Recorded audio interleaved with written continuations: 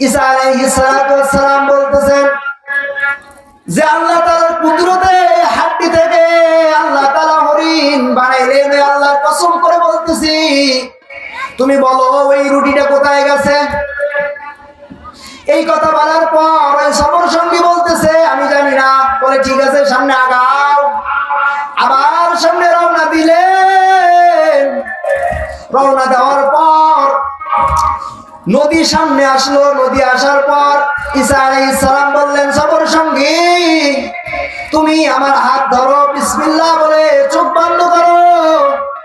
বিসমিল্লাহ বলে চোখ বন্ধ করলেন। নদী থেকে এ মাথা থেকে ও মাথায় চলে গেছে আল্লাহ তাআলার কুদরতে।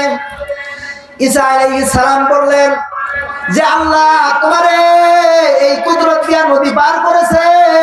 ওই আল্লাহর কসম করে বলতেছি, বলো দেখি আমার ওই রুটিটা কোথায় গেছে? বলে হুজুর আমি জানি না।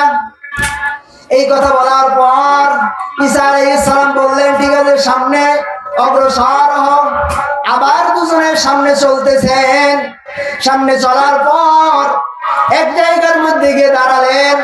দাঁড়ার পর বলতেছেন আচ্ছা বলো দিকে আমার রুটিটা কোথায় গেছে? বলে হুজুর জানি না। তখন ঈসা আলাইহিস সালাম বললেন তুমি এক কাজ করো, অমুক জায়গা থেকে একটু বালু নাও আর একটু মাটি নাও। এই কথা শোনার পর সফর সঙ্গী বালু এবং মাটি মিশ্রিত করলেন।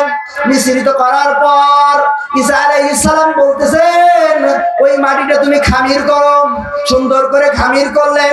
খামির করার পর ঈসা আলাইহিস সালাম বললেন তুমি আল্লাহর আদেশে স্বর্ণ হয়ে যাও।